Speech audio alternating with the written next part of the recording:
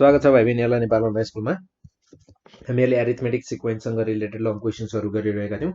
Long क्वेसन्सहरूलाई discuss गरिरहेका थियौँ, जुन क्रममा हामीहरूले लङ क्वेसन्सलाई 7वटा टाइप्समा डिभाइड गरेका थियौँ र त्यसमा हामीहरूले 6वटा टाइप्सलाई डिभाइड गरिसकेका 6वटा टाइप्सलाई डिस्कस गरिसकेका छौँ र आज हामी 7औं टाइप यानि कि हाम्रो लास्ट टाइप हो, यसलाई हामी डिस्कस गर्नेछौँ आज।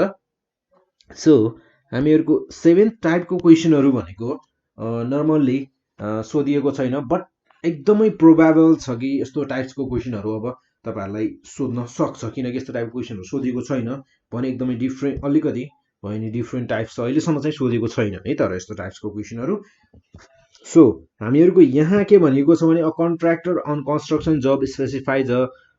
Penalty for delay of completion beyond a certain date as RS200 for the first day, RS250 for the second day, and RS300 for the third day, and so on. So first of all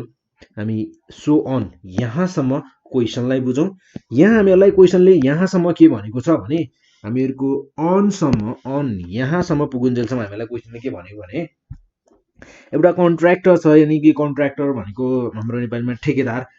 ठेकेदार छ, एकजना ठेकेदार छ जसले काममा ढिलाइ गर्यो भने उसले जुन काम गरिरहेको छ नि, उसले जुन काम लिएको छ त्यो काममा चाहिँ यदि एक दिन ढिला भयो भने हामीहरूको 200 रुपियाँ पेनाल्टी चार्ज लाग्नेछ र त्यसै गरी दोस्रो दिनको 250 लाग्नेछ र तेस्रो दिनको 300 रुपियाँ लाग्नेछ भनेर भनेको छ। यहाँसम्म हामीहरूको त्यति कुरा भनेको छ र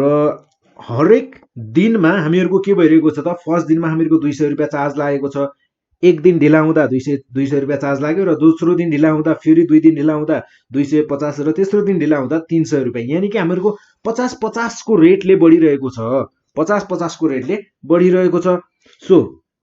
the penalty for each succeeding day being RS50 more than that of the preceding day। हामीहरूको यहाँनिर भनि क्वेसनले नै भनिदिएको रहेछ हामीहरूको एक दिन भन्दा अर्को दिन ढिला भयो भने एक दिन बढ्ने बित्तिकै हामीहरूको 50 रुपियाँ पेनाल्टी चार्ज बढ्नेछ भनेर भनेको छ। How much money the contractor has to pay as penalty if he has delayed the work for 30 days by 30 days भनेर भनेको छ। सो अब यदि त्यो कन्ट्र्याक्टरले 30 दिन ढिला गर्यो भने, काम सिद्ध्याउन त्यो कन्ट्र्याक्टरद्वारा 30 दिन ढिला भयो भने, त्यो लिएको कन्स्ट्रक्सनमा यदि 30 दिन ढिला भयो भने कति पेनाल्टी तिर्नु पर्ला क्याल्कुलेट गर भनेर भनेको छ। क्वेसन सिम्पल छ। सो हामीहरूलाई यहाँ क्वेसनले के भनेको छ भने here the penalties in order. So हामीहरूलाई यहाँ के दिएको छ त, पेनाल्टी दिएको छ, पहिलो दिन, दोस्रो दिन, तेस्रो दिनको पेनाल्टी दिएको छ। So here the penalties in order हैन, सो मैले पेनाल्टिज इन अर्डर लेखेँ र फर्स्ट दिनमा हामीहरूलाई के भनेको थियो, फर्स्ट दिनको चार्ज यदि एक दिन ढिला भयो भने हामीहरूको 200 रुपियाँ चार्ज लाग्नेछ र त्यसै गरी सेकेन्ड दिन ढिला भयो भने हामीहरूको 250 र त्यसै गरी थर्ड डेमा भयो भने हामीहरूको RS 300 रुपियाँ लाग्नेछ र त्यसै गरी हामीहरूको बढ्दै जाँदा 50-50 रुपियाँको दरले बढ्दै जानेछ भनेर पनि क्वेसनले हामीलाई भनिदिएको छ। र यहाँ हेर्दा हामीहरूले के देख्यौँ त, 200, 250, 300, 50-50 को दरले डिफरेन्स दुईटाको कन्जुगेटिभ टर्म्सको डिफरेन्स हामीहरूको के छ त 50-50 छ। सो हामीहरूको के भन्न सक्छौँ त, इट फर्म्स एन एपी भन्न सक्छौँ। So it forms an AS यानि कि एरिथमेटिक सिरिज बनाउँछ भनेर भन्न सक्छौँ। सो अब यदि यसले एरिथमेटिक सिरिज बनाउँछ भने यसमा हामीहरूको फर्स्ट टर्म भनेको यानि कि ए भनेको हामीहरूको हुने भयो 200, ठीक छ। र त्यसै गरी यहाँ कमन डिफरेन्स कति छ त, कमन डिफरेन्स डी छ हामीहरूको 50, ठीक छ।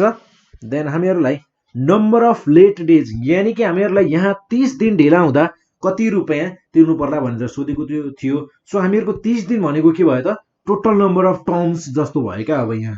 हामीहरूको नम्बर अफ लेट डेज ढिला गर्ने दिनहरू टोटल कति हुने भयो, एन भने मैले यसलाई, र एन भनेको हामीहरूको 30 दिन, यो नम्बर अफ टर्म्स जस्तो भयो क्या अब यहाँ, हैन। सो यदि यस्तो हो भने अब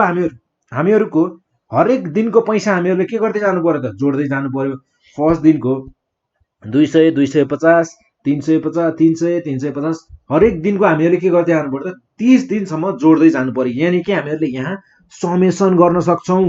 30 दिनसम्मको निकाल्नु पर्यो भने के गर्छौं त हामी एक एक दिनको जोड्दै जाँदा हामीले 30 दिनसम्मको निकाल्न सक्छौं नि हैन सो हामीहरू यहाँनिर के गर्छौं भने समेसन फर्मुला लगाउँछौं we know that sum of n number of late days n number of late days हामीहरुको यदि लेट भयो भने हामीहरुको टोटल पैसा चाहिँ कति हुन्छ त हामीहरुको n/2 then 2a plus n minus 1 d ठीक छ then हामीहरुको जस्ट क्वेशन अलिकति सोध्ने तरिका थोरै फरक छ तर हामीहरुको फेरि फर्मुला लगाउने भनेको त योसँग रिलेटेड नै यसलाई रिलेट गराएर गर्ने हो थोरै सो अब हामीहरुको यहाँ हामीहरुलाई चाहिने भनेको कति दिनको लागि हो त some of 30 days 30 late days 30 late days 30 दिन लेट भयो भने हामीहरुको टोटल सम पैसाको टोटल सम कति हुने वाला छ त्यो निकालौं यानी कि 30 भनेपछि n को ठाउँमा हामीहरुको 30 आउने भयो देन हामीहरुसँग a छ a भनेको हामीहरुको 200 छ प्लस n 30 minus 1 d भनेको हामीहरुको छ 50 that's it then यो हुने भयो हामीहरुको 15 then 400 plus 29 into 5 50 sorry so 15 into 400 plus 29 into 50 गर्दा यो हुने भयो हामीहरुको 15 into 400 यो हुने भयो हामीहरुको 1850 सो 15 into 1850 भनेको हामीहरुको हुन जान्छ 27750 यसको मतलब 30 दिन ढिला गर्यो भने त्यो कन्ट्र्याक्टरले 27750 रुपैयाँ पेनाल्टी तिर्नु पर्ने रहेछ so thus the required amount of penalties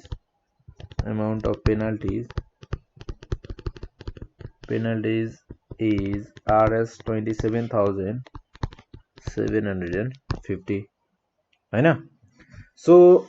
फेरि यस्तै टाइपको एउटा अर्को क्वेशन हेरौँ न त है सो यस्तै टाइपको एउटा अर्को क्वेशन हेर्छौं हामी र हामीहरुलाई क्वेशनमा भनिएको छ the starting salary of a man हामीहरुको एउटा मान्छेको स्टार्टिङ स्यालेरी छ यहाँ हामीहरुलाई given the starting salary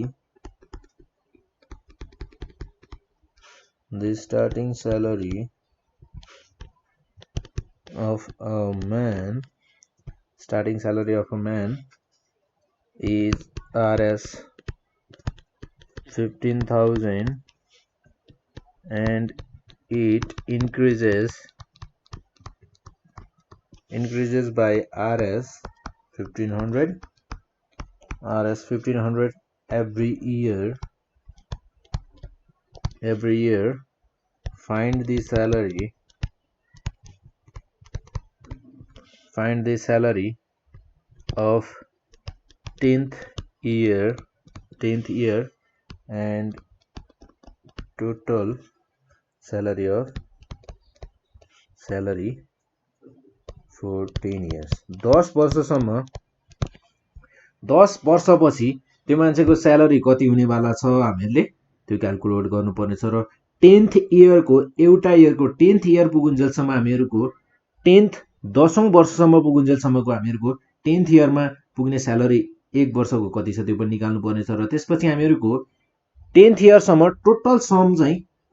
total salary for 10 years चाहिँ कति हुन्छ त्यो पनि निकाल्नु पर्ने छ so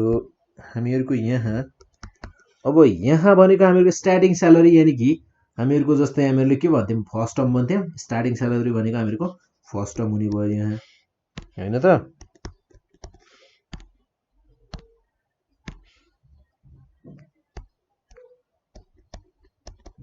here starting salary हामीहरुलाई given छ starting salary A भने मैले starting salary छ हामीहरुको Rs 15,000 सो हामीहरुको कमन डिफरेन्स कति छ कमन डिफरेन्स भनेको अब जस्तै हरेक वर्ष 1500 ले बढ्दै गइरहेको छ भने त्यो हामीहरूको 1500 ले बढ्दै जाने स्यालेरी भनेको के भयो त कमन डिफरेन्स डी भनेको हरेक साल बीचको फरक भनेको हामीहरूको 1500 रुपियाँ मात्र हुनेछ। सो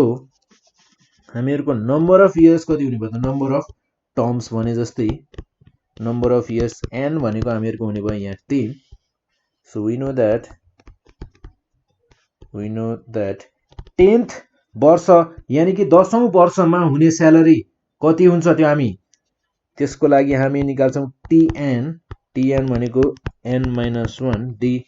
10औं वर्षको स्यालेरी चाहियो हामीलाई 10 वर्षसम्मको होइन 10 वर्षको स्यालेरी पनि चाहिने हो 10 वर्षसम्मको लागि हामी के गर्छौँ समवाला सिरिजमा समको लागि फर्मुला लगाउँछौँ र त्यसै गरी 10औं वर्षको निकाल्नु पर्यो भने हामी गर्छौँ यहाँ T10 इज इक्वल्स टु हामीहरूको ए छ यहाँ 15,000 सो प्लस एन हामीहरूको 10-1 देन डी भनेको 1500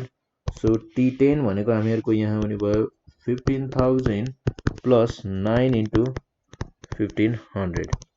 सो यो हुन जाने भयो हामीहरूको 15,000 प्लस 13,500 यानी कि 115 9 135 ठीक छ। आरएस 15,000 प्लस 13,500 भनेको हामीहरूको यो हुन जाने भयो आरएस 28,500 हैन T10 को लागि 10औं वर्षमा यसको स्यालेरी हुनेवाला छ 28,500। So again we know that Sn is equals to n by 2 2a plus n-1 d then हामीहरूको 10 वर्षसम्मको स्यालेरी टोटल स्यालेरी कति हुन्छ त्यो पनि क्याल्कुलेट गर्नुपर्ने छ। सो हामीहरूको 2 इन्टु ए भनेको first starting salary plus then 9 into 1500 so यो हुने भयो हामीहरूको 5 देन 30,000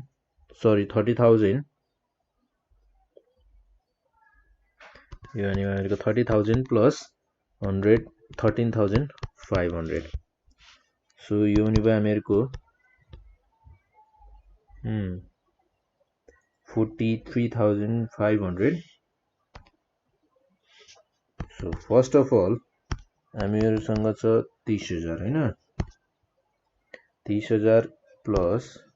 13,500 देन इन्टु 5 यो हुने भयो हामीहरूको 2,17,500 सो S10 यानी कि 10 वर्षसम्मको पुरै स्यालेरी जोड्दा 2,17,500 रुपैयाँ हुने रहेछ। Thus the salary of 10th year is RS 28,500 and total salary for 10 years is RS 2,17,500 that's it। यसरी हामीहरूले गर्न सक्छौँ। यो थियो अलिकति हामीहरूको नयाँ टाइपको क्वेसनहरू। सो यस्तै टाइपको क्वेसनहरू चाहिँ अब तपाईहरुलाई सोध्न सक्ने एकदमै धेरै चान्सेसहरू छ है।